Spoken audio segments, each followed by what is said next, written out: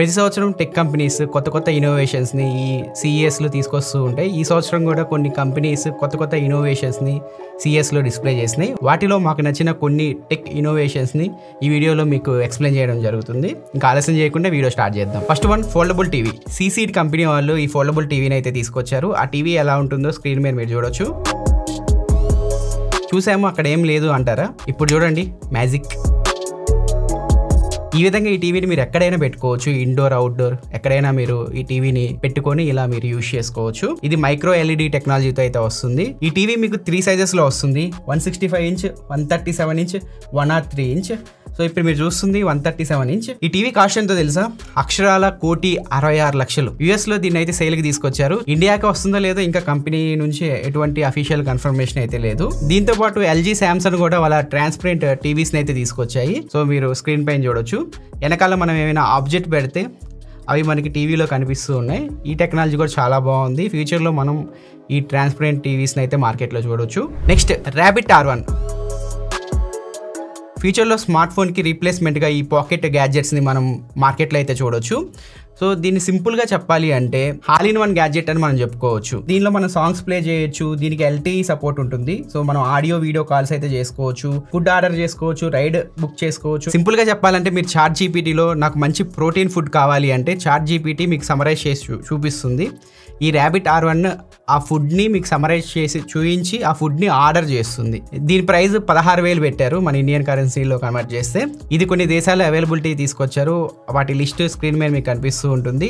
ఇండియాకి ఎప్పుడు తీసుకొస్తారు కంపెనీ అయితే ఏం కన్ఫర్మేషన్ అయితే ఇవ్వలేదు. నెక్స్ట్, సోనీ హోండా కలిపి అఫీరా అని చెప్పి ఒక కాన్సెప్ట్ కార్ని తీసుకురాబోతున్న సంగతి మనందరికీ తెలిసిందే. ఇది చాలా సార్లు డిస్ప్లే కూడా తీసుకొచ్చారు. దీనిలో మరికొన్ని ఫీచర్స్ అయితే వీళ్ళు యాడ్ చేశారు.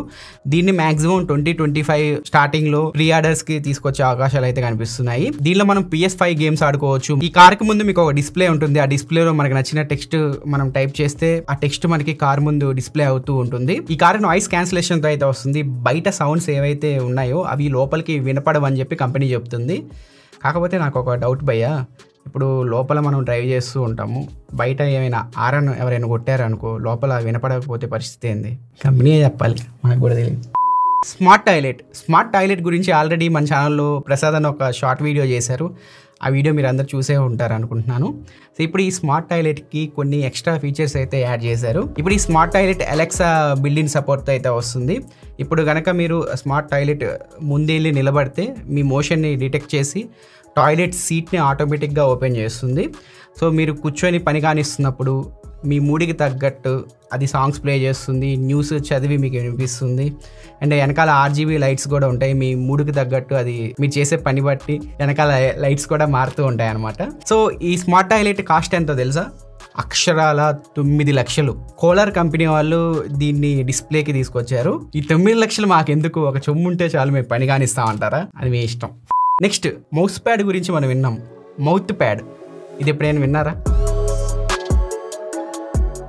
చాలా మందికి కాళ్ళు చేతులు పనిచేయవు. సో వాళ్ళు కూడా ఫోన్ ఆపరేట్ చేయాలని ఉంటుంది, వాళ్ళు కూడా ఒక పని చేయాలని చెప్పి వాళ్ళకు ఉంటుంది. కాకపోతే వాళ్ళ చేతులు వాళ్ళకి సహకరించవు. అలాంటి వాళ్ళ కోసం ఆగ్మెంటల్ అనే కంపెనీ మౌత్ ప్యాడ్ని అయితే తీసుకొచ్చింది. సో ఈ గ్యాడ్జెట్ని మన పంటి పై భాగంలో అరేంజ్ చేస్తారు. తర్వాత ఈ గ్యాడ్జెట్ని మన ఆండ్రాయిడ్ ఫోన్తో కానీ, iOSతో కానీ, లేకపోతే మన ల్యాప్టాప్స్తో కానీ బ్లూటూత్ ద్వారా కనెక్ట్ చేసుకొని ఇంకా మనం చేతితో మౌస్ ఎలా యూజ్ చేస్తామో నాలుగుతో మనం ఆ సిస్టమ్స్ని అలా కంట్రోల్ చేయొచ్చు అనమాట.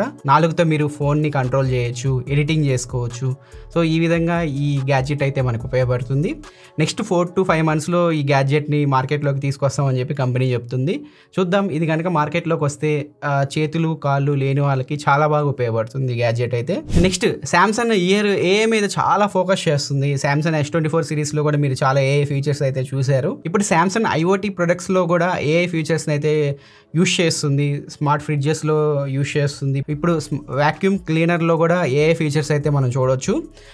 మనం ఇంట్లో వాక్యూమ్ క్లీనర్స్ ఏం చేస్తాయి, ఇంటిని క్లీన్ చేస్తూ ఉంటాయి. ఇంటిని క్లీన్ చేస్తున్నప్పుడు ఇంట్లో పెద్దవాళ్ళు కానీ చిన్నపిల్లలు కానీ ఎవరైనా పడిపోతే వాళ్ళ మోషన్ని డిటెక్ట్ చేసి మన ఎమర్జెన్సీ కాంటాక్ట్స్కి అది కాల్ చేస్తుంది. సో ఈ విధంగా ఈ AI ఫీచర్ అయితే మనకు ఉపయోగపడుతుంది. శాంసంగ్ అయితే AIని చాలా బాగా యూజ్ చేసుకుంటుంది తన IoT ప్రొడక్ట్స్లో కానీ స్మార్ట్ ఫోన్స్లో కానీ. చూద్దాం AI సాయంతో శాంసంగ్ ఇంకా ఫ్యూచర్ లో ఎన్ని అద్భుతాలు చేస్తుందో. నెక్స్ట్ మనం నార్మల్ ఛార్జర్స్ చూసుంటాం, వైర్లెస్ ఛార్జింగ్ చూసుంటాం. Air charging technology Infinix CS 2024లో డిస్ప్లేకి తీసుకొచ్చింది. సో ఇప్పుడు మనం ఏం చేయాలంటే ఒక స్మార్ట్ ఫోన్ ఉంటుంది, ఆ స్మార్ట్ ఫోన్ని మన ఛార్జింగ్ ప్యాడ్కి ఒకసారి పెట్టి పైకి లేపితే చాలు, ఆటోమేటిక్గా మన ఫోన్ ఛార్జింగ్ అయిపోతుంది. మనం గేమ్స్ ఆడేటప్పుడు వైర్ ఉంటే గేమ్స్ ఆడడం చాలా కష్టం అవుతూ ఉంటుంది. ఈ ఎయిర్ ఛార్జింగ్ టెక్నాలజీతో చక్కగా మీరు గేమ్స్ ఆడుకోవచ్చు. కాకపోతే ఆ ఛార్జింగ్ ప్యాడ్కి ఒక 20 సెంటీమీటర్లు పైన వరకే మీకు ఫోన్ ఛార్జ్ అవుతుంది, అంతకన్నా ఎక్కువ మీరు పైకి లేపితే ఫోన్ ఛార్జ్ అయితే అవ్వదు. చూద్దాం మరి ఏ స్మార్ట్ ఫోన్ బ్రాండ్ ఈ ఎయిర్ ఛార్జ్ టెక్నాలజీ మార్కెట్లోకి తీసుకొస్తుందో. ఫస్ట్ ఇంకా CESలో చాలా కంపెనీస్ కొత్త కొత్త టెక్ ఇన్నోవేషన్స్ అయితే తీసుకొచ్చాయి. వాటిలో మాకు నచ్చిన కొన్ని ఇంట్రెస్టింగ్ టెక్ ఇన్నోవేషన్స్ అయితే ఈ వీడియోలో మీకు ఎక్స్ప్లెయిన్ చేయడం జరిగింది. ఇప్పుడు నేను ఎక్స్ప్లెయిన్ చేసిన వాటిలో ఏ టెక్ ఇన్నోవేషన్ మీకు నచ్చిందో కింద కామెంట్ సెక్షన్లో తెలియజేయండి. ఇలాంటి మరిన్ని ఇంట్రెస్టింగ్ వీడియోస్ కోసం మన ఛానల్ సబ్స్క్రైబ్ చేసుకుని ఫాలో అవుతూ ఉండండి. నా నెక్స్ట్ వీడియోలో మరొక ఇంట్రెస్టింగ్ టాపిక్తో మీ ముందుకు వస్తాను. అంతవరకు నేను సెలవు తీసుకుంటున్నాను. Tata, by by.